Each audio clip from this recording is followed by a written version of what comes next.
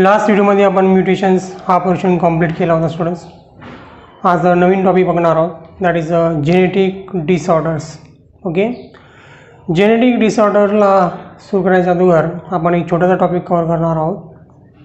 तो टॉपिक आहे बार bodies.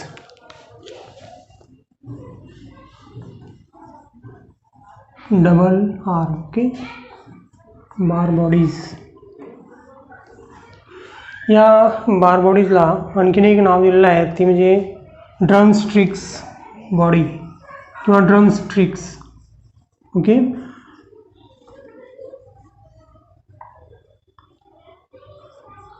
Drumsticks.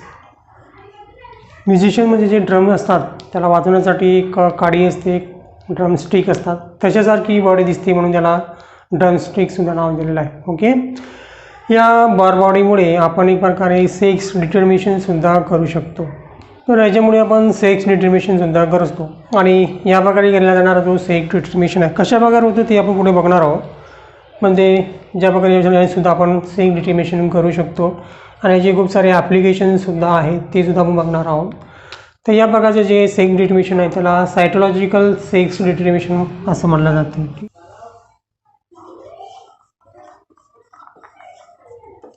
सायटोलॉजिकल sex determination. Okay, म्हणजे जो काही फॅक्टर आहे तो सायटोप्लाझममध्ये प्रेझेंट असतो आणि त्याच्यावरूनच आपण त्या सायटोप्लाझमवरून ती सेल्स किंवा तो इंडिव्हिज्युअल कोणता होता, मेल होती की फिमेल होती, आपण डिस्टिंग्विश करू शकतो. ओके, जास्त डीपमध्ये जायचं नाही आपल्याला, लवकरच पॉईंटकडे जाऊया. तर आपला टॉपिक आहे बार बॉडीज. ओके स्टुडंट्स, तर स्टुडंट्स आपल्याला माहिती आहे की जिनोटाईप जो आहे फिमेल आणि मेल तो जवळपास सारखाच आहे. ठीक आहे, फिमेलचा जो जिनोटाईप्स आहे स्टुडंट्स तो आहे 44 प्लस XX, म्हणजे 44 ॲटोझोम्स आणि 2 सेक्स क्रोमोझोम, म्हणजे होमोझायगस आहे, होमोलोगस आहे, होमोमॉर्फिक आहे. ओके, आणि हा झाला फिमेलचा.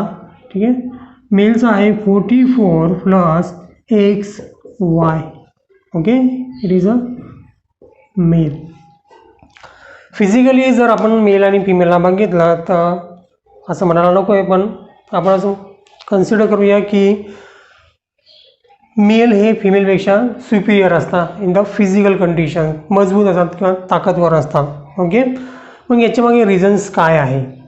ठीक आहे, कारण प्रत्येक कॅरेक्टरला रिस्पॉन्सिबल असतो जीन्स प्रेझेंट असतो क्रोमोझोमवरती. दोन्ही ठिकाणी जर आपण ऑब्झर्व केलं तर जवळपास 95% एक क्रोमोझोम सेक्स क्रोमोझोम जर सोडला तर जवळपास बाकी सर्व क्रोमोझोम हे सेम्स आहेत, सारखेच आहेत मेल आणि फिमेलमध्ये. ठीक आहे, आणि तो डिफरन्स आहे की फिमेलमध्ये एक एक्स्ट्रा एक्स क्रोमोझोम आहे, मेलमध्ये एकच वाय क्रोमोझोम आहे. ठीक आहे, सर एकच एक्स क्रोमोझोम आहे, दुसरा वाय क्रोमोझोम आहे. ठीक आहे, मग हा जो डिफरन्स आलेला हा याला कोण रिस्पॉन्सिबल आहे? ओके, तर निश्चितच आपण म्हणू की वाय क्रोमोझोम मेलमध्ये आहे, फिमेलमध्ये नाही आहे.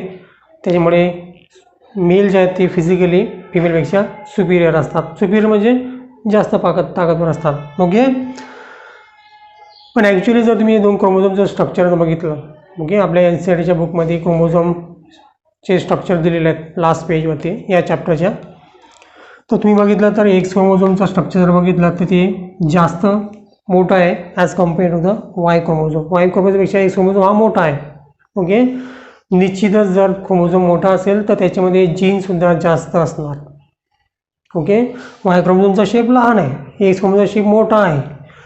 मग कम्पेअर जर केलं तर निश्चितच फिमेलमध्ये जीनची संख्या जास्त करायला पाहिजे, कारण याच्यामध्ये 2 एक्स क्रोमोझोम आहेत, दोन्ही लार्ज आहे as compare to the Y chromosome. तरीसुद्धा मेल याच्यामध्ये सुपिरियर आहे आणि फिमेल थोडेसे कमी पडते. ठीक आहे, तर काय डिफरन्स आहे? तर हा डिफरन्स आपल्याला लक्षात येतोय from the Barr bodies. Okay, तर जो काही एक्स्ट्रा पोर्शन्स किंवा एक्स्ट्रा जीन्स आहे as compare to the Y chromosome on the X chromosome. ठीक आहे, जे आपण इथे काढूया, वाय क्रोमोझोम हा वाय क्रोमोझोम आहे आणि हा आहे female chromosome, X chromosome. Okay, तिथे हा एवढा पोर्शन जो आहे स्टुडंट तो वाय क्रोमोझोमपेक्षा जास्त आहे. ठीक आहे. तर हा क्रोमोझोम जो आहे हा जो पार्ट आहे, ओके, क्रोमोझोम हे कशाने बनलेले असतात? क्रोमॅटिननी बनलेले असतात, क्रोमॅटिन फायबरनी बनलेले असतात. ओके. ते क्रोमॅटिन फायबर जे आहे हे इनॲक्टिव्ह झालेलं आहे आणि त्याचं कन्व्हर्शन बार बॉडीजमध्ये झालेलं आहे, किंवा जे स्ट्रक्चर आहे क्रोमॅटिनचं ते एका ड्रमस्टिकसारखं दिसते, ज्याला नाव दिलेलं आहे बार बॉडीज. ओके. म्हणजे as compare to the male, फिमेलमध्ये जे एक्स्ट्रा 6 क्रोमॅटिन फायबर्स आहेत त्यांचं कन्व्हर्शन ते इनॲक्टिव्ह आहेत. सरळ सांगायचं झालं तर it is a inactive. Okay. जे दोन्ही ज्याच्यामध्ये मेल अँड फिमेल जिनोटायपिकली सिमिलर आहेत. ओके. जो इनॲक्टिव्ह पोर्शन आहे 6 क्रोमॅटिनचा त्याला म्हणतात ड्रमस्टिक्स, आणि त्यांना शोधून काढलेलं आहे सायंटिस्ट M.L. बार यांनी. It is a female scientist M.L. बार, आणि त्यांनी शोधून काढल्यानंतर त्यांनी त्याला त्याचं नाव दिलेलं होतं as a bar body. Okay. हे ज्या सायंटिस्ट होत्या त्या WBC या सेलचं स्ट्रक्चर स्टडी करत होत्या. त्यांच्यामध्ये पर्टिक्युलर न्यूट्रिफिल जी सेल्स आहे WBCची त्याच्यामध्ये ते स्टडी करत होते. आणि जेव्हा त्याला सेलला ऑब्झर्व करण्यासाठी जेव्हा त्यांनी त्याला स्टेन केलं त्याच्यामध्ये त्याला वेगळ्या प्रकारचं एक स्ट्रक्चर पाहायला मिळालं. जे स्ट्रक्चर होतं बार बॉडीज, वेगळं असं स्ट्रक्चर पाहायला मिळालं. आपल्याला माहिती आहे की न्यूट्रोफिल जो WBC आहे त्याची न्यूक्लियस जो आहे तो मल्टीलोब आहे. ठीक आहे. या मल्टीलोब न्यूक्लियसमध्ये बघा न्यूट्रोफिल सेल्स आहे, त्याच्यामध्ये जो न्यूक्लियस असतो तो असा मल्टीलोब असतो. त्याच्या एका एंडला त्याला असं छोटीशी ड्रमस्टिकसारखं स्ट्रक्चर पाहायला मिळालं, जो सुद्धा एका स्टेननी कलर होत होता आणि त्यांना इझिली मायक्रोस्कोपखाली दिसलं. आणि नंतर त्यांनी शोधून काढल्यानंतर लक्षात आलं की it is a 6 chromatin fibre जे इनॲक्टिव्ह आहेत. ठीक आहे. त्याला त्यांनी नाव दिलं होतं बार बॉडीज. ओके. तर M.L. बार्स आणि त्यांच्यासोबत आणखीन एक सायंटिस्ट होते ज्यांचं नाव होतं बर्ट रॅम.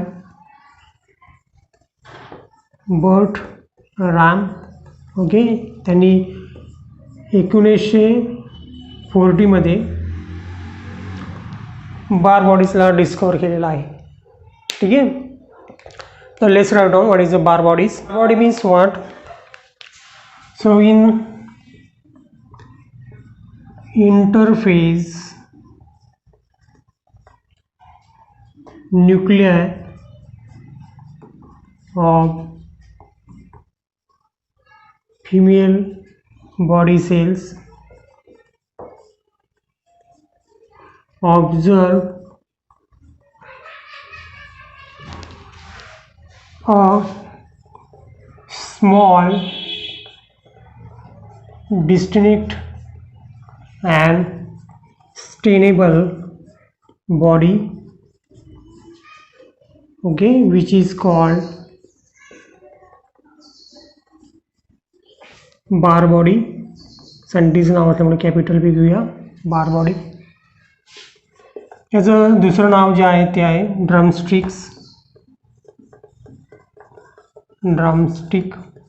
ओके. याचं आणखी एक नाव आहे एक्स क्रोमॅटिन. ओके. आणि आता नेहमी 6 क्रोमॅटिन सुद्धा याला म्हणतात. ओके.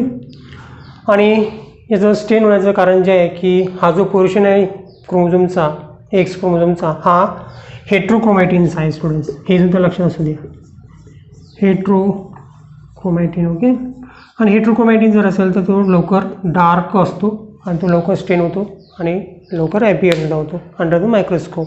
या बार बॉडीवरती एक हायपोथेसिस सुद्धा दिलेला आहे सायंटिस्ट लिओनने. ओके. तो सुद्धा बघूया आपण. So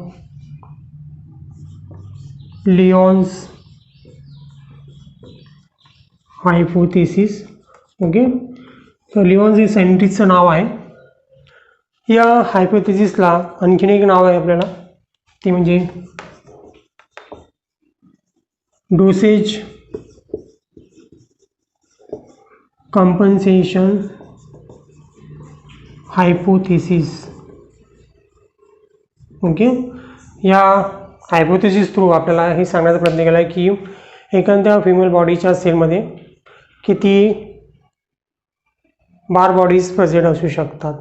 okay students. तर मी ते कशा प्रकारे ऑर्गॅनिझम असतील की त्याच्यामध्ये एक्स क्रोमोझोम किती असतील आणि त्यापैकी किती बार बॉडीज असू शकतात, म्हणजे आपल्याला लॉयन्स हायपोथेसिसमधून सांगितलेलं आहे.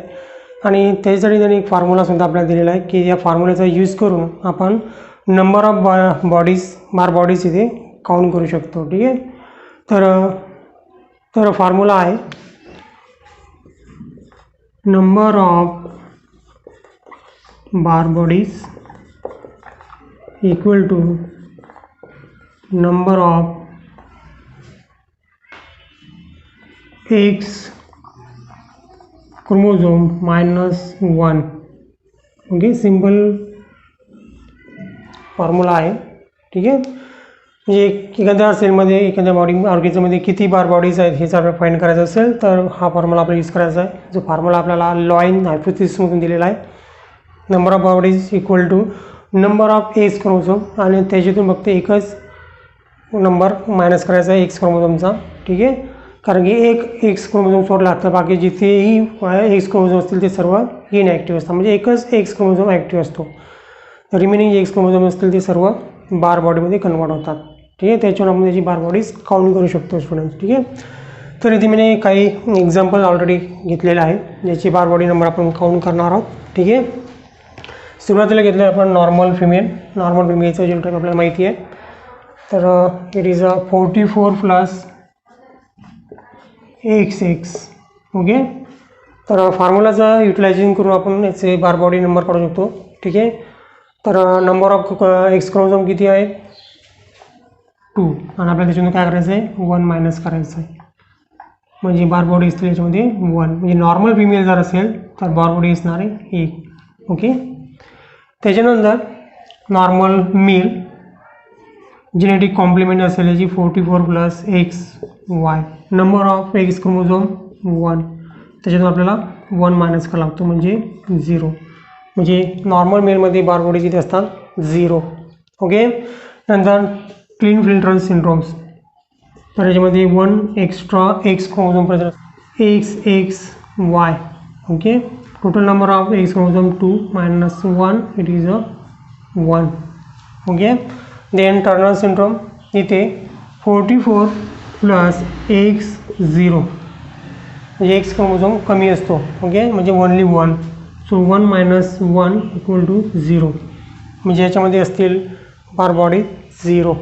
त्याच्यानंतर जॅकोब सिंड्रोममध्ये 44 plus X and double Y. Okay. 2 Y chromosome याच्यामध्ये प्रेझेंट असतात. तर याचा नंबरसुद्धा काय येईल 1 minus 1 is equal to 0. Okay. त्याच्यानंतर सुपर फिमेलची 3 कंडिशन असू शकतात स्टुडंट्स. पहिली जी आहे 44 plus XX. Okay. Then 44 plus 4X. Okay. Then 40 plus 5X. Okay.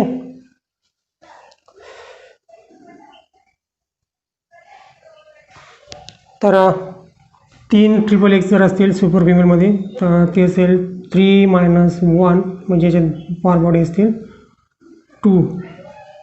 Okay. 4 जर असतील तर 4 minus 1 equal to the 3 Barr bodies असतील. अँड 5 जर असेल तर 5 minus 1 it is 4 Barr bodies पाहिजे असतील. तर according to condition. Okay. Tetraploidy असेल, ट्रायप्लॉइडी असेल, टेट्राप्लॉइडी असेल आणि पेंटाप्लॉइडी जर असेल तर नंबर हा वेगवेगळा राहील. ओके. ट्रायप्लॉइडीसाठी 2 असेल, टेट्राप्लॉइडीसाठी 3 असेल आणि पेंटाप्लॉइडीसाठी 4 असेल. ठीक आहे. नेक्स्ट सिंड्रोम आहे that is down syndrome. Okay. Down syndrome जो आहे तो ॲटोझोमल सिंड्रोमचा आहे. त्याच्यामुळे तो फिमेल आणि मेल दोन्हीमध्ये असू शकतो. सपोज जर मेलमध्ये जर असेल तर it is 45 plus XX. Okay. म्हणजे 2X क्रोमोझोम मायनस 1 म्हणजे इथे असेल 1 bar bodies. Okay. It is a male Y. So असेल 1 मायनस 1 0. ओके. आणि फिमेलमध्ये असेल तर इट इज 45 प्लस XX म्हणजे 2X chromosome minus 1 is to 1. Okay. तर 1 0 1 0 0 2 3 4 0 1. ओके. याच्यावरती क्वेश्चन विचारला जातात स्टुडंट्स. ज्या प्रकारे फिमेलमध्ये फक्त बार बॉडीज पाहायला मिळतात आणि जर क्रिमिनल साईडवर जर एखादी सेल्स किंवा एखादा ऑर्गन टिश्यू किंवा एपिडेमियल लेयर्स कुठे काहीतरी जर बॉडीचा पार्ट जर मिळाला तर त्याचा सेल ऑब्झर्व करून ती क्रिमिनल हा फिमेल होता की मेल होता हे आपण डिस्टिंग्विश करू शकतो due to the presence of Barr bodies. Okay. Similar जसं एक्स क्रोमोझोमवरती बार बॉडी असतात तसंच वाय क्रोमोझोमवरती एक स्पॉट असतो that is called as a Y spot. Okay. तर वाय स्पॉट किती आहे ते सुद्धा आपल्याला आयडेंटिफाय करता यायला पाहिजे. जेवढे वाय क्रोमोझोम असतील तेवढेच काय असतात वाय स्पॉट असतात. सिम्पल फॉर्म्युला आहे Y spot equal to Y chromosome. Okay. प्रत्येक वाय क्रोमोझोमवरती वाय स्पॉट प्रेझेंट असतो like the Barr bodies. Okay. तर इथे एकही वाय क्रोमोझोम नाही आहे म्हणजे वाय स्पॉट असेल 0, इथे 1 आहे म्हणजे 1 असेल, इथे सुद्धा 1 आहे, इथे सुद्धा 1 असेल. ठीक आहे. त्याच्यानंतर इथे नाही आहे इथे 0, इथे 2 आहे तर 2. ओके. इन द जॉकब सिंड्रोममध्ये 2 वाय क्रोमोझोम आहे तर वाय स्पॉट असेल 2. याच्यामध्ये नाही आहे तर तिन्ही कंडिशनमध्ये 0 0. Okay. In the super female Down सिंड्रोममध्ये दोन्हीमध्ये मेलमध्ये 1 आहे फिमेलमध्ये 0. ओके. तर वाय स्पॉटवर सुद्धा आपल्याला क्वेश्चन्स येतात स्टुडंट्स. तर वाय स्पॉट सुद्धा माहीत असतं. बार बॉडी बघितली students. Now are going to see the टुडेचा टॉपिक. आजचा व्हिडिओचा टॉपिक आहे तो आहे जेनेटिक डिसऑर्डर्स.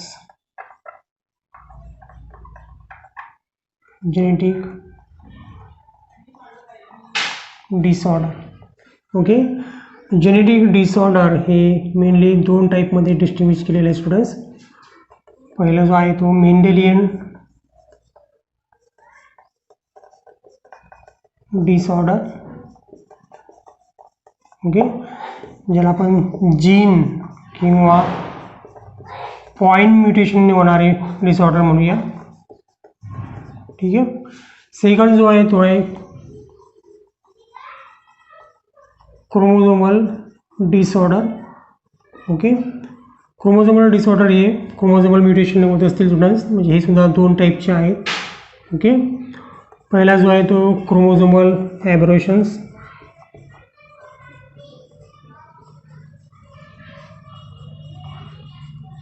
ओके. आणि याच्यामध्ये आपण दुसरा प्रकार बघितला होता तो होता जिओमॅटिक डिसऑर्डर किंवा geomatic mutations. Okay. Geomatic mutation जे आहे ते 2 टाईपचं आहे. एक ॲनाप्लॉडी आणि दुसरा युप्लॉइडी. त्याच्यामध्ये आपल्याला युप्लॉइडी बघायचं नाही कारण की युप्लॉइडी हे ॲनिमलमध्ये नसतात प्लांटमध्येच असतात. ठीक आहे. युप्लॉइडी म्हणजे पॉलिप्लॉइडी. ओके. पॉलिप्लॉइडी म्हणजे आपण 2 बघितले होते एक ॲटोप्लॉइडी आणि दुसरं होतं ॲलोपोलिप्लॉइडी. ओके. ते दोन्ही कंडिशन आपल्याला फक्त प्लांटमध्ये पाहायला मिळतात त्यामुळे आपण इथे बघणार आहोत म्हणली ॲनाप्लॉडी. ओके. ॲनाप्लॉडी सुद्धा काय असते क्रोमोझोमल म्युटेशन असते स्टुडंट्स. ओके. जर few number of chromosome set जर त्याच्यामध्ये एक्सचेंज होत असतील तर चेंज होत असतील that is called as a aneuploidy. Okay. Aneuploidy जे स्टुडंट्स हे सुद्धा 2 टाईपमध्ये आपल्याला बघायची आहे. ॲनाप्लॉडीचा क्रोमोझोम हा जर ॲटोझोम असेल तर ॲटोझोमल ॲनाप्लॉडी असेल ती ॲटोझोमल ॲनाप्लॉडी. ओके. आणि तो क्रोमोझोमचा सेक्स क्रोमोझोम असेल तर it is called as a sex chromosomal aneuploidy. Okay. तर ॲटोझोमल ॲनाप्लॉडीमध्ये आपल्याला आणखीन 2 टाईप पडतात. एक आहे डॉमिनंट आणि दुसरा आहे रेसेसिव्ह. तर ॲटोझोमल ॲनाप्लॉडीमध्ये आपल्याला जे एक्झाम्पल बघायचे स्टुडंट्स ते आहे जे डिझीज बघायचे ते आहेत डाऊन सिंड्रोम. ओके. दुसरा जो आहे तो आहे पटाऊ सिंड्रोम.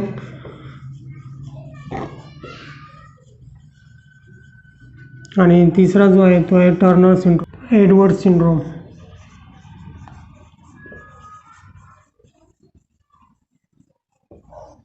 ओके. सेक्स क्रोमोझोमल ॲनाप्लॉडीचे जे डिझीज बघणार आपण that is a first one is Klinefelter syndrome.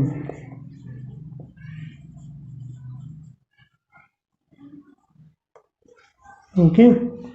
Second आहे टर्नर सिंड्रोम.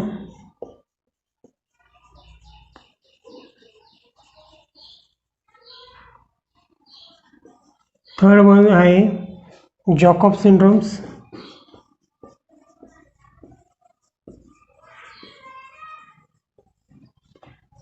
फोर्थ वन आहे सुपर फिमेल. ओके. तर ॲनाप्लॉटीमध्ये आपण हे 10-7 डिजीज बघणार आहोत स्टुडंट्स. ओके. क्रोमोझोमल ॲबरेशनमध्ये ऑलरेडी आपण जे डिजीज येतात ते सर्व आपण बघितलेलं आहे. फक्त याचे आता नाव इथे आपण घेऊया. ठीक आहे. पहिला जो आहे that is a cry-do-chart syndrome. Okay. Chromosome number इथे काय होत आहे चेंज होत आहे. ठीक आहे. सेकंड जे आहे वोल्फ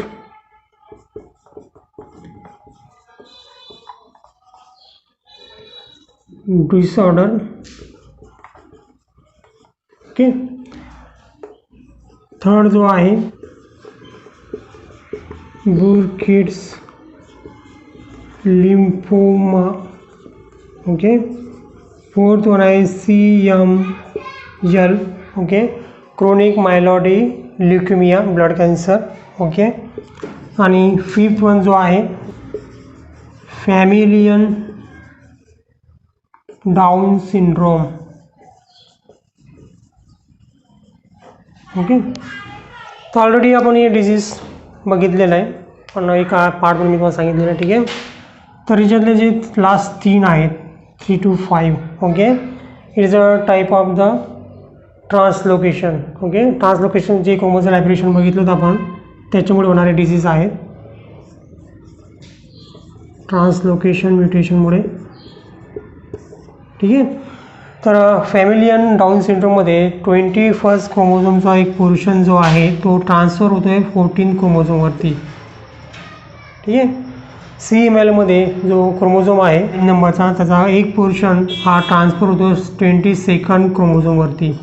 आपण हे बघितलं होतं. ठीक आहे. आणि ब्रोंकिटिस लिम्फोमिया याच्यामध्ये नंबरचा क्रोमोझोमचा पोर्शन हा 14 नंबरच्या क्रोमोझोमवरती ट्रान्सफर होते. ओके. म्हणजे ट्रान्सलोकेशन टाईपचे सिंड्रोम्स आहे. ठीक आहे. फर्स्ट आणि second it is a type of deletions. Okay. म्हणजे क्राय-डू-चार्ट सिंड्रोम जे आहे ज्या पेशंटला सिंड्रोम होतो तो एका मांजरीसारखा रडत असल्यामुळे त्याला हे नाव दिलेलं आहे क्राय-डू-चार्ट सिंड्रोम. ओके. याच्यामध्ये या पेशंटचा एक क्रोमोझोम आहे जे दोघांचे क्रोमोझोम नंबर वेगवेगळे आहे. जे क्राय-डू-चार्टचा क्रोमोझोम नंबर आहे 5th आणि वुल्फ हॅरिशमचा डिसऑर्डर. वुल्फ हॅरिशमसुद्धा सेम आहे स्टुडंट्स. वुल्फ म्हणजे एक लांडगा जो असतो तो रात्रीच्या वेळेस जसे ओरडतात तशा प्रकारे याचा रडण्याचा आवाज येतो या डिसीजचा पेशंटचा. ठीक आहे. त्यामुळे नाव त्याला दिलेलं आहे. तर याचा 4 नंबरचा क्रोमोझोम आहे स्टुडंट्स. 4th नंबरचा क्रोमोझोम 5th आणि 4th क्रोमोझोम. याचा शॉर्ट आर्म जो आहे पी आर्म हा इथून काय होते डिलीट होत आहे. ओके. तर याची जेनेटिक कॉम्प्लिमेंट कशी 46 + 5P. ओके. 5th नंबरच्या क्रोमोझोमचा P आर्म याच्यातून डिलीट झालेला आहे टोटल 46 मधून. ठीक आहे. इथे सुद्धा 46 टोटल क्रोमोझोम नंबर किती 46. त्याच्यामध्ये 4th क्रोमोझोमचा P आर्म डिलीट झालेला आहे. ओके. Or this disease. तर हे सर्व नोट डाऊन करून घ्यायचं स्टुडंट्स. ओके. त्याच्यानंतर बघूया आपण मेंडेलियन डिसऑर्डर म्हणजे जीन म्युटेशनमुळे होणारे जे डिसऑर्डर आहेत ते. ठीक आहे. याला मेंडेलियन डिसऑर्डर का म्हटलेलं आहे because it follow the Mendelian principles. Mendelian disorder सुद्धा 2 टाईपचे स्टुडंट्स. पहिला on the basis of the autosomal. दुसरा आहे सेक्स क्रोमोझोम. ओके. जो जीन ज्याच्यामध्ये म्युटेशन झालेला आहे तो कोणत्या क्रोमोझोमवरती प्रेझेंट आहे ॲटोसोमल क्रोमोझोमवरती प्रेझेंट आहे की सेक्स क्रोमोझोमवरती प्रेझेंट आहे. ठीक आहे. ॲटोसोमलचे सुद्धा 2 टाईप पडतात स्टुडंट्स. एक जर डॉमिनंट किंवा रिसेसिव्ह तो जीन कोणता आहे डॉमिनंट आहे की रिसेसिव्ह. ठीक आहे. So it is a autosomal dominant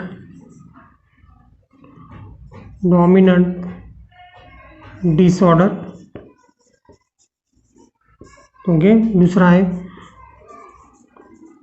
ॲटोसोमल recessive disorder. Okay. Sex क्रोमोझोममध्ये 2 टाईप पडतात स्टुडंट्स. अगेन तुम्हाला दोन 6 क्रोमोझोम आहेत. एक आहे एक्स लिंक आणि दुसरा आहे वाय लिंक. ओके, एक्स लिंकमध्ये सुद्धा दोन टाईप्स आहेत.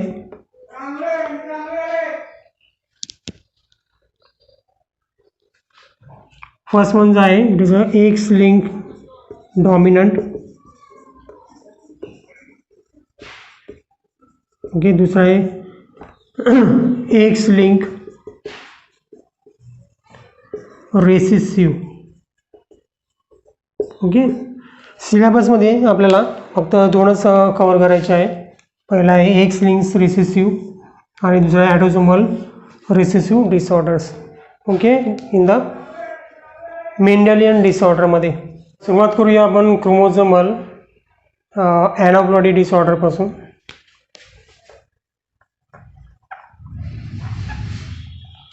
Chromosomal aneuploidy disorder. Okay, 10 disorder याच्यामध्ये बघायचे आहे. त्यांची नावं कशा वगैरे ठेवायची त्यासाठी छोटीशी ट्रिक्स आहे. ट्रिक्स आहे कल्से एडवर्ड. स्टुडंट ट्रिक्स मी ऑलरेडी लिहिलेले आहे. दोन स्टुडंट्स तर दोन मुलं आहेत एडवर्ड आणि जॉकब. ते खूप नाराज झालेले आहेत. त्याला आपण वेगळ्या प्रकारे असं म्हणलेलं आहे. नाराज त्यांचं असं नाराज नाही त्याला आपण म्हणलं सुपर डाऊन.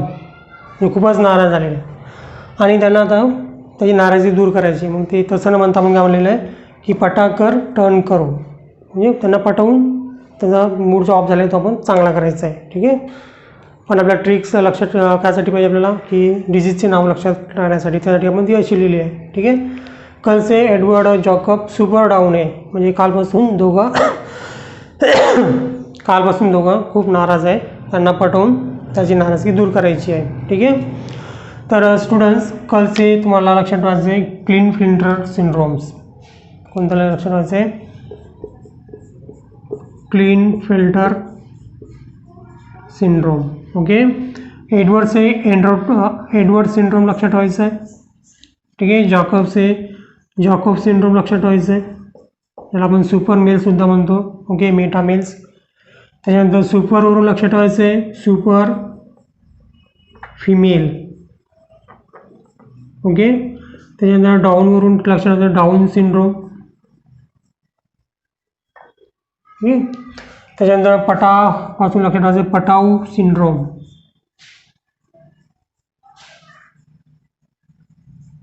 टर्न से लक्षात ठेवायचं आहे टर्नर सिंड्रोम.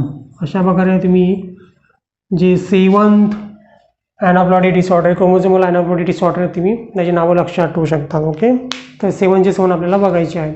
फर्स्ट वन बघायचं आपल्याला down syndrome. Okay, first one बघूया डाऊन सिंड्रोम. व्हेरी इम्पॉर्टंट आहे स्टुडंट्स.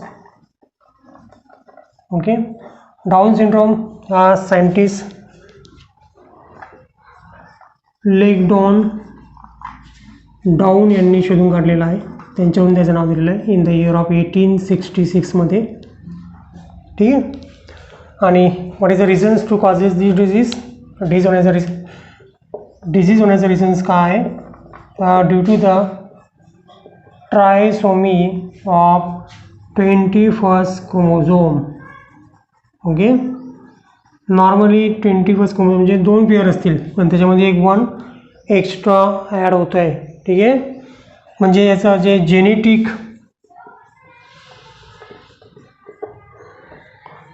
कॉम्प्लिमेंट असेल ते असेल 44 प्लस XY जर मेल असेल तर plus 21st chromosome. Okay, female जर असेल तर 44 प्लस XX आणि प्लस 21st क्रोमोझोम. असं तुम्ही त्याला लिहू शकता. आणखीन तुम्ही वेगळ्या प्रकारे सुद्धा लिहू शकता. ती म्हणजे याला असं लिहू शकता तुम्ही 46 प्लस 21st. ओके, याला लिहू शकता तुम्ही 46 प्लस 21st दोन्हीला सेम. ओके, नंतर येतात की सेक्स अफेक्टेड, म्हणजे याचा परिणाम कोणत्या सेक्सवरती होऊ शकतो. ओके, हा जो डिझीज हा ॲटोझोमल डिसऑर्डर आहे, त्यामुळे तो दोन्ही सेक्सला अफेक्ट करेल, म्हणजे मेल आणि female, male and female. Okay, आणि याच्यामुळे तयार होणारी जी काही नवीन सेट ऑफ क्रोमोझोम आहेत ते असतील न्यू नंबर ऑफ क्रोमोझोम, ते असतील 47. ओके, ऑलरेडी किती असतात नॉर्मलमध्ये 46, पण इथे 21 क्रोमोझोम ॲड होतो आहे, तर टोटल नंबर होईल 47. ओके, आणि याची टाईप्स काय असेल स्टुडंट्स, कोणत्या टाईपचा डिझीज हा, it is a autosomal aneuploidy disorder. Autosomal aneuploidy disorders. Okay, तर हे सर्व पॉईंट लक्षात ठेवायचे, याच्यावरती आपला क्वेश्चन येईल. ठीक आहे, next important point that is the symptoms. या डिझीजचे सिम्पटम्स काय. ठीक, फर्स्ट सिम्पटम्स आहे, हे जे पेशंट असतात त्यांची हाईट लहान असते. Okay, short statures. ओके, त्याच्यानंतर small round head, then broad flat face. Okay, चेहरा जो असतो चपटा झालेला असतो, पुन्हा हेडचा जो आकार आहे तो पूर्ण राऊंड असतो, गोल असतो. ठीक आहे, हाईट खूप लहान असते, हे त्याचे प्रॉमिनंट कॅरेक्टर आहेत. नेक्स्ट जो आहे तो आहे इपिकॅन्थस. ओके, इपिकॅन्थस म्हणजे absent of eyes fold. Okay, जसं आपण चिनी लोक बघतो, चिनीमध्ये हा डिझीज नसतो. ठीक आहे, त्याची सिमिलरिटी येत नाही, पण समजण्यासाठी तुम्हाला एक्झाम्पल सांगते की चायना लोकांचे जे डोळे असतात ते बिलकुल बारीक असतात. ओके, आपले डोळे मोठे असतात, उघडे असतात, आपण ते डोळे त्यांचे बंदच असतात जवळपास, तो शकत दिसतात. त्याच्यामागे रिझन असं आहे की त्यांची जी आईज लीड आहे ती फोल्ड होत नाही, आणि ती फोल्ड होत नसल्यामुळे तो डोळा पूर्ण ओपन होत नाही, ते डोळा बारीक उघडा असतो. ठीक आहे, त्यालाच म्हणतात इपिकॅन्थस. ओके, बारीक डोळे असतात त्यांची आईज लीड जी आहे ती ओपन होत नाही. इथे मी आईज फोल्ड लिहिलं आहे, इथे आईज फोल्ड नाही, eyes lead. Okay, absent of eyes lead fold, eyes lead fold, आईची लीड जी आहे ती फोल्ड होत नाही. ओके, त्यामुळे डोळा पूर्ण उघडा होत नाही, बारीक डोळे असतात. आणि हे कॅरेक्टर आपल्याला पाहायला मिळतात मंगोलियन रेसेसमध्ये. Mongolian race. ओके, एक माणसाची प्रजाती आहे, रेस आहे, ज्याच्यामध्ये त्यांचे डोळे बिलकुल बारीक असतात, चेहरा गोल असतो, ब्रीडची जे आहे चीन जे आहे ती पूर्ण फ्लॅट असते वगैरे. ठीक आहे, तर जवळपास बरेचसे कॅरेक्टर जे दिसतात ते मंगोलियन रेसच्या ह्युमन बीइंग आहे त्यासारखेच असतात, त्यामुळे याला मंगोलियन्स सुद्धा म्हणतात. ठीक आहे, मंगोलियन्स एक कॅरेक्टर त्यांना दिलेलं आहे. त्यानंतर नेक्स्ट कॅरेक्टर आहे कॅरेक्टरिस्टिक्स जे आहे student, it is a partially open mouth. Partially open mouth. Okay, नेहमी त्यांचं जे माउथ आहे ते उघडं असते. ठीक आहे, आणि त्यांची जे टंग असते, जीभ असते, it is a road big and wrinkled. Okay, जाड असते आणि त्याच्यावरती चिरा पडलेल्यासारखे असतात टंग, आणि त्यांना लहानपणापासूनच हार्ट डिसीजचे प्रॉब्लेम असतात. ओके, त्याला म्हणतो आपण क्रोनिकल हार्ट डिसीज. ओके, ज्याला आपण CHD सुद्धा म्हणतो. With crisis. ओके, आपल्या हातावरती सुद्धा रेषा असतात, पण त्या सारख्याच असतात सर्वांच्या, पण त्यांच्या हातून इतक्या दाट रेषा असतात, नशिबाच्या रेषा म्हणतो आपण याला हातावरती, त्या खूप दाट, बिलकुल त्या रेषांचं जाडं त्यांच्या हातावरती असते, ज्यांना म्हणतो की पॉम्स विथ द क्रिसेस. ओके, त्याच्यानंतर मेंटली रिटायर्ड असतात, मेंटली आणि physically retired. Mental and physically retired. Okay. आणि यांचा IQ जो असतो तो असतो 25. ओके.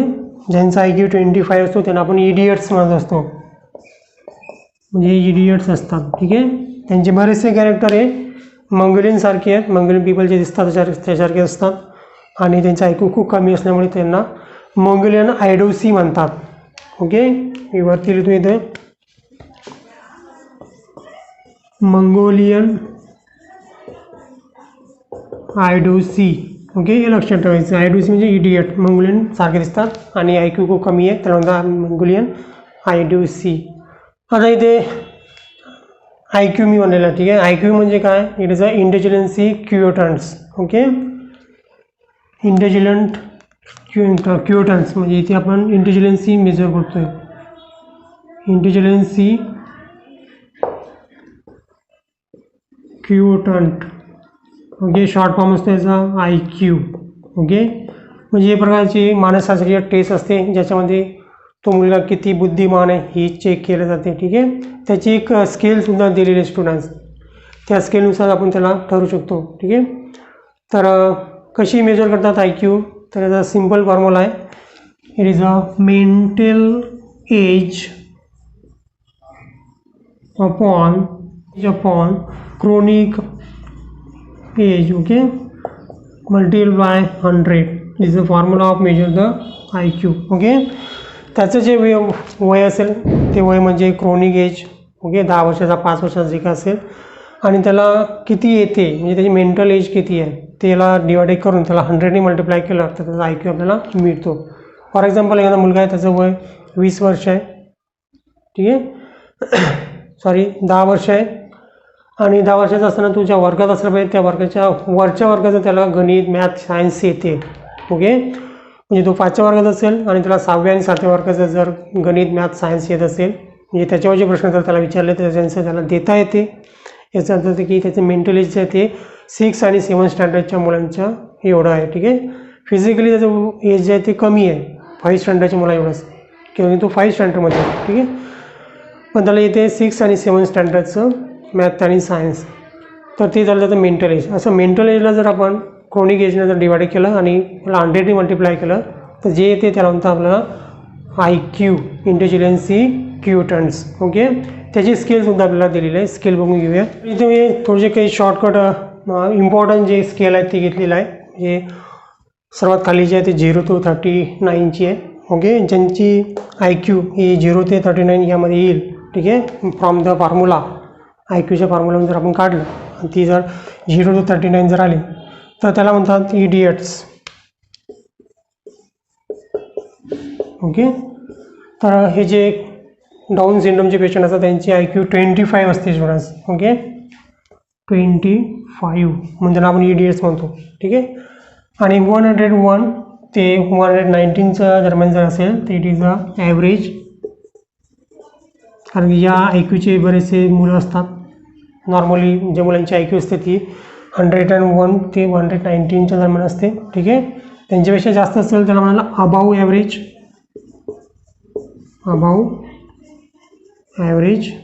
ओके.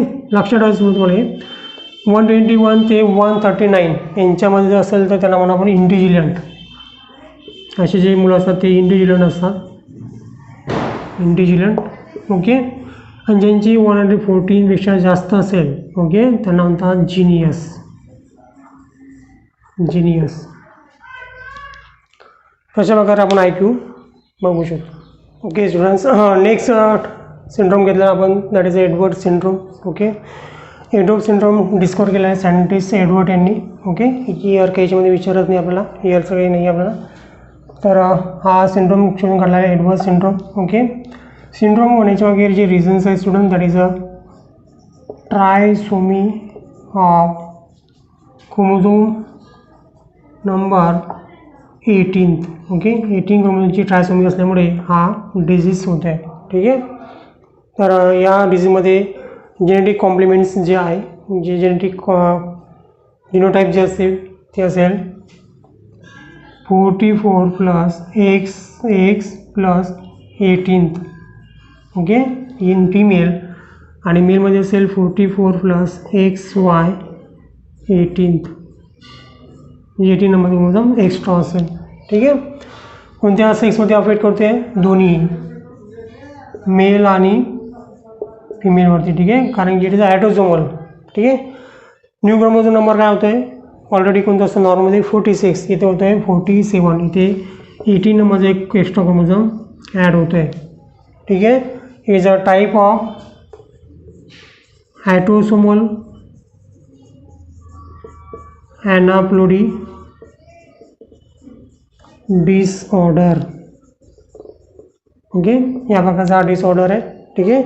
ॲटोसोमल क्रोमोझोम आहे, ॲनाप्लोडीमुळे होतो आहे, that is a disorder. Okay. Symptoms बघूया याचे. फर्स्ट सिम्पटम आहे mental retardation. Okay. Then defective heart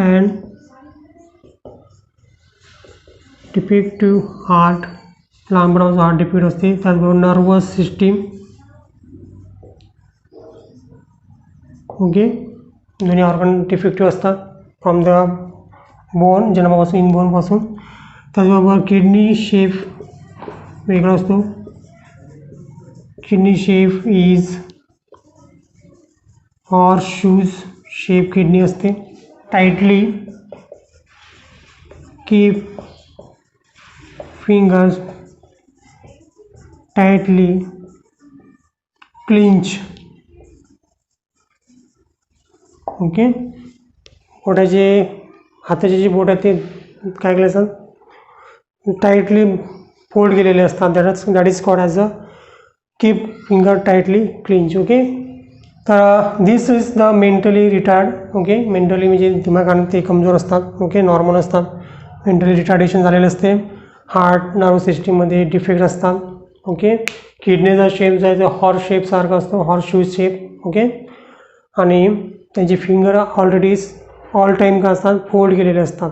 okay, that is called as a keep finger tightly clinch. This is the Edward syndrome. Next syndrome बघूया आपण, Patau syndromes. Next syndrome आहे आपला Patau syndrome. Okay, reasons to causes the Patau syndrome ते आहे trisomy of chromosome number 13. Okay, 13 नंबरच्या क्रोमोझोमची extra copy present असते. Okay, त्याच्यानुसार जिनोटाईप होईल त्याची 44XX प्लस 13 आणि मेलमध्ये सुद्धा येईल 13. ओके, हा जो डिसीज आहे दोन्ही सेक्सला अफेक्ट करतो, मेल आणि फिमेलला. ठीक आहे. न्यू क्रोमोझोम कॉम्बिनेशन तयार होते 47चं. ओके, 1 एक्स्ट्रा क्रोमोझोम आहे, दॅट इज अ 31. त्यानंतर it a type of disorder autosomal aneuploidy disorder. Okay, symptoms आहे mental retardation, physical retardations same आहे. बरेचसे सिम्पटम्स जे आहेत ते सेम आहेत रिगार्डिंग टू द डाऊनवर्ड आणि एडवर्ड सिंड्रोम. ठीक आहे. नेक्स्ट बघूया, that is a Klinefelter syndromes. Okay, सुरुवातीला आपण जे 3 बघितले ते ॲटोसोमल ॲनाप्लोडी डिसऑर्डर होते. पुढचे जे बघू ते आपण सेक्स क्रोमोझोमल ॲनाप्लोडी डिसऑर्डर्स आहेत. नेक्स्ट आहे Klinefelter syndrome. Klinefelter syndrome. Okay, हा सिंड्रोम सुद्धा डिस्कस केला सायंटिस्ट क्लीन फिल्टर यांनी. ओके, इयर काही इम्पॉर्टंट नाही आहे. रिझन्स आहे due to the extra X chromosome. Okay, आणि it is affected the sex male. Okay, मेललाच अफेक्ट करतो आहे, फिमेलमध्ये हा सिंड्रोम आपल्याला पाहायला मिळणार नाही आहे. ठीक आहे. त्याच्यामुळे जी जेनेटिक कॉम्प्लिमेंटी आहे ती आहे 44 प्लस XXY. ओके, एक एक्स्ट्रा एक्स इथे आलेला आहे. ठीक आहे. तर न्यू कॉम्बिनेशन होईल 47.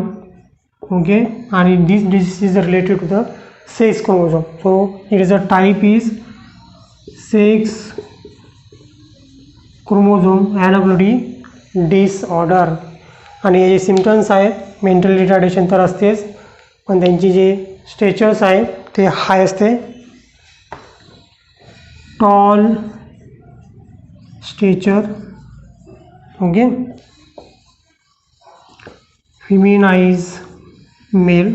ओके, जरी हा मेल असला तरी एक्सटर्नली तो आपल्याला फिमेलसारखाच त्याचे कॅरेक्टर दिसतात. ठीक आहे. त्याच्यानंतर इट इज अ स्टराईल, कारण की एक्स्ट्रा एक क्रोमोझोम असल्यामुळे जे इंटरनल सेक्स ऑर्गन आहे ते डेव्हलप होत नाही. ठीक आहे, त्यामुळे तो स्टराईल असतो. Secondary female character. Okay, for example breed enlargement,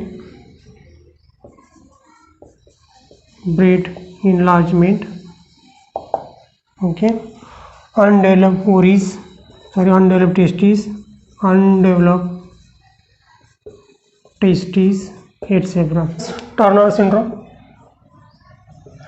syndrome सुद्धा डिस्कवर केला टर्नर सायंटिस्टमुळे, त्याच्यामुळे त्याचं नाव दिलं आहे टर्नर सिंड्रोम. ओके, रिझन्स आहे monosomy of X chromosome. Okay, तो जेनेटिक कॉम्बिनेशन येईल याच्यामध्ये 44+X0. ओके, किंवा 44+X. ओके, म्हणजे टोटल नंबर ऑफ क्रोमोझोम असतील ते 40. Sex affected from only for the female. Okay, so it is also type of sex chromosome aneuploidy disorders. Okay, these are short statues, sterile female, rudimentary ovaries and genital part.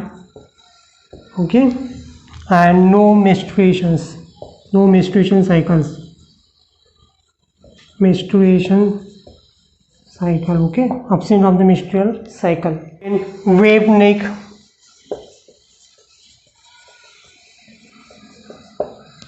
मान जी असते ती फुगलेली असते, जाड असते. Character is the poor breast develop.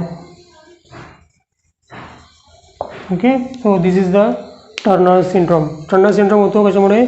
मोनोसिमी of X chromosome, म्हणजे एक x chromosome याच्यामध्ये कमी असतो. ठीक आहे, त्यामुळे त्याचा जीनोटाइप तयार होतो 40+X ओनली. एक क्रोमोझोम कमी आहे, म्हणजे टोटल नंबर ऑफ क्रोमोझोम असतील 45. एक्स क्रोमोझोमची ग्रेड असल्यामुळे it is mainly affected by the females. Okay, कोणता डिसऑर्डर हा? Sex chromosome aneuploidy disorder. एक सिंड्रोम आहे जॅकॉब सिंड्रोम. ओके, हा सिंड्रोम डिस्कवर केलेला आहे जॅकॉब सायंटिस्टनी. ओके, आणि reasons for the Jacob syndrome that is a trisomy of Y chromosome. Okay, then ट्रायसोमीमुळे जेनेटिक कॉम्प्लिमेंट सुद्धा चेंज होते. तर जेनेटिक कॉम्प्लिमेंट काय होईल? 44+XYY. ओके, फिमेलमध्ये Y क्रोमोझोम नसतो. ठीक आहे, तो कोणता सेक्स अफेक्ट होईल? मेल, कारण फिमेलमध्ये Y क्रोमोझोम नाही आहे. ठीक आहे, न्यू क्रोमोझोम नंबर किती होईल? 44+3 47.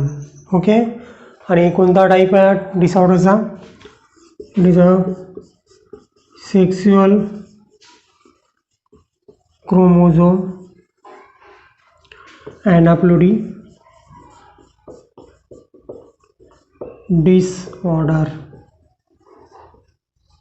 ओके, सिम्पटम, यांची जी हाईट असते ती नॉर्मल असते. Okay, normal स्टेचर्स. ओके, पण खूप ॲग्रेसिव्ह असतात due to the extra Y chromosome. Okay, aggressive असल्यामुळे जास्त एनर्जी आहे. ॲग्रेसिव्ह असल्यामुळे the criminal bent of mind. Okay, त्यांचा माइंड क्रिमिनलकडे वळतो जास्त एनर्जी अवेलेबल असल्यामुळे. लास्ट सिम्पटम की ते फर्टाईल असतात. ठीक आहे. जसं आपण एक कंडिशन बघितलं क्लिन-फ्लेंटर सिंड्रोममध्ये, येथे एक एक्स क्रोमोझोम एक्स्ट्रा असतो पण ते स्टराईल असतात, आणि इथे एक वाय असं एक क्रोमोझोम एक्स्ट्रा आहे पण ते स्टराईल नाही आहे, फर्टाईल्स आहे. ओके, तर this is a Jacob syndromes. Okay, तर due to the Y chromosome नेचरमध्ये ॲग्रेसिव्हपणा जास्त असतो, एनर्जेटिक जास्त असतात. एनर्जी जर चांगल्या कामासाठी डायवर्ट नाही झाली तरी मुलं क्रिमिनल माइंडकडे वळतात. ठीक आहे, त्यामुळे याचं एक वेगळं नावसुद्धा पडलेलं आहे, that is a criminal syndrome. याला also known as criminal syndrome. Okay, इथे सुद्धा काही क्रिमिनल. नेक्स्ट सिंड्रोम आहे super female syndromes. Next syndrome घेणार आपण, that is a super female.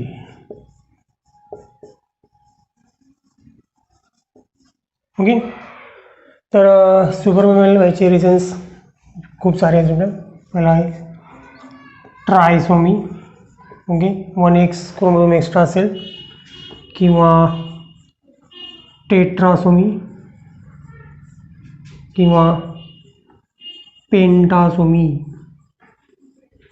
Of X chromosome, त्याच्यामुळे सुपर फिमेल तयार होते. ठीक आहे, तर जेनेटिक कॉम्प्लिमेंट्स काय असेल, जर ट्रायसोमी असेल तर 44+ XXX. ओके, टेट्रासोमी असेल तर 44+ टेट्रा एक्स.